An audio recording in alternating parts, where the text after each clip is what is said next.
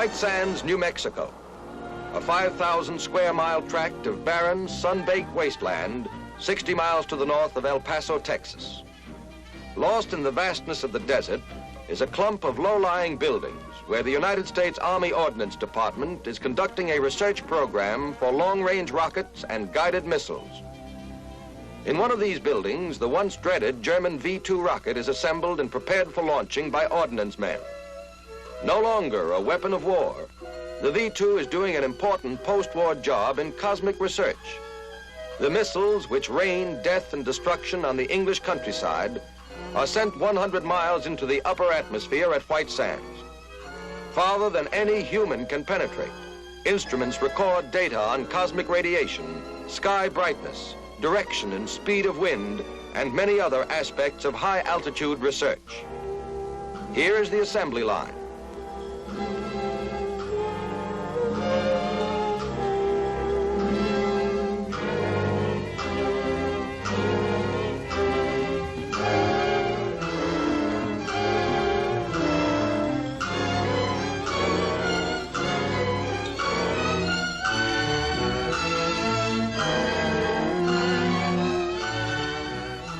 With the exception of special attachments that are manufactured in this country, the entire missile is constructed from parts made by the Germans before VE Day.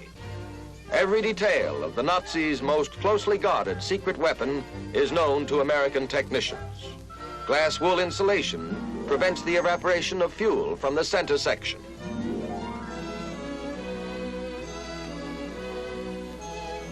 With insulation in place, a tank for alcohol is lowered into the center shell.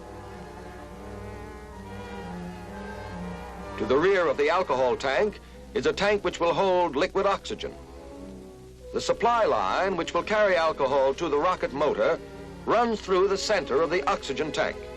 The alcohol supply connection is completed, and the oxygen tank is moved into position. With the fuel tank secure, the center section skins are fitted.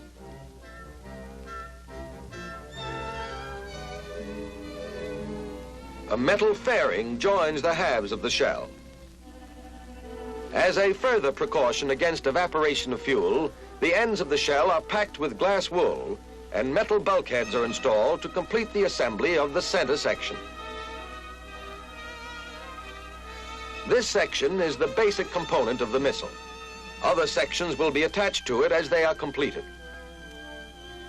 Meanwhile, the propulsion unit is being assembled. Its principal part is the welded, pressed steel combustion chamber. Pre-formed fuel lines are fitted to the combustion chamber.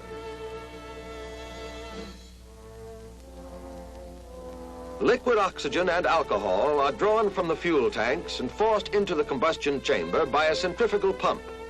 The turbine of the fuel pump is driven by steam, generated by the violent reaction of hydrogen peroxide and sodium permanganate. When the propulsion unit has been fully assembled and inspected, it is placed on an assembly jig and fitted to the center section of the missile. Specially constructed frames which roll on tracks aid in the assembly. Inside the tail housing, electrical wiring for the rudder mechanism has been installed. Now, with the propulsion unit secured to the center section, the tail housing is pushed into position.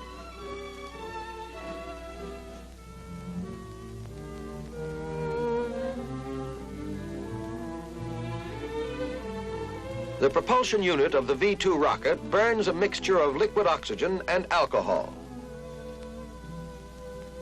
These fuels are forced into the combustion chamber through a bank of 18 jets.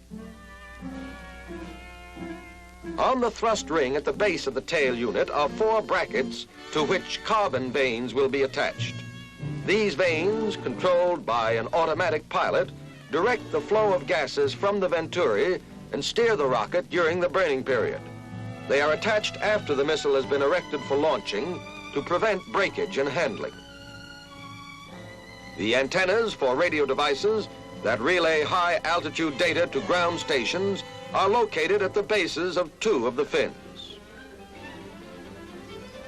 While on the other fins, there are antennas for an emergency fuel cutoff mechanism.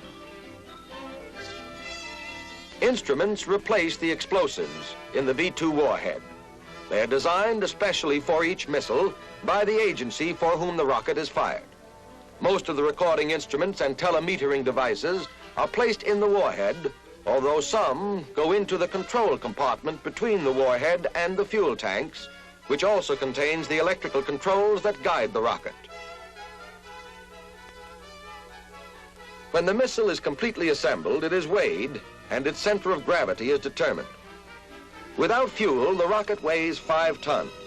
The addition of 9 tons of alcohol and liquid oxygen brings the gross takeoff weight to approximately 14 tons.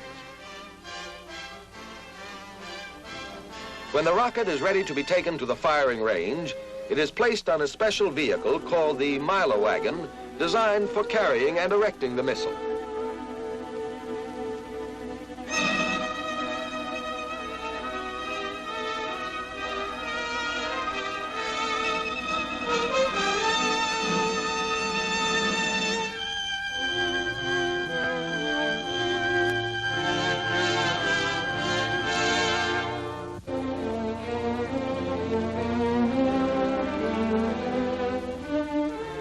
Extreme care is taken in transporting the missile from the assembly area to the firing range. The delicate control mechanism of the rocket is very easily damaged.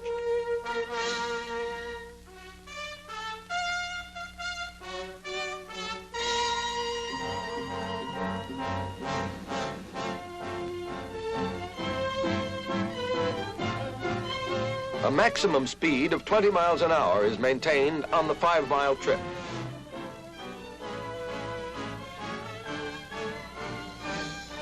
Trailers carrying equipment used by the ground launching crew follow the rocket.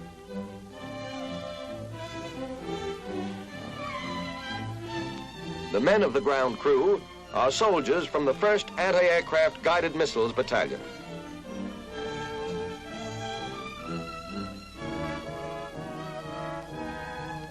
A launching platform is brought into position to be engaged to the Milo-wagon.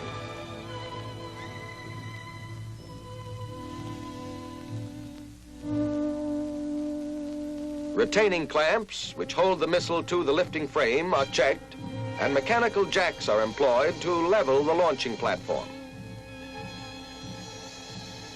A wooden working stage, which will be removed before launching, is placed over the blast deflector before erecting the rocket. The missile is ready to be raised to a vertical position. Hydraulic rams on the Milo-wagon are set in operation.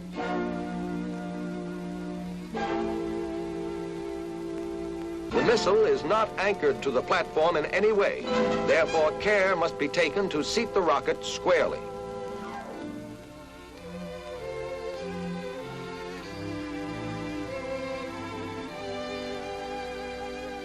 With the rocket firmly seated, the retaining clamps on the lifting frame are released and the frame is lowered.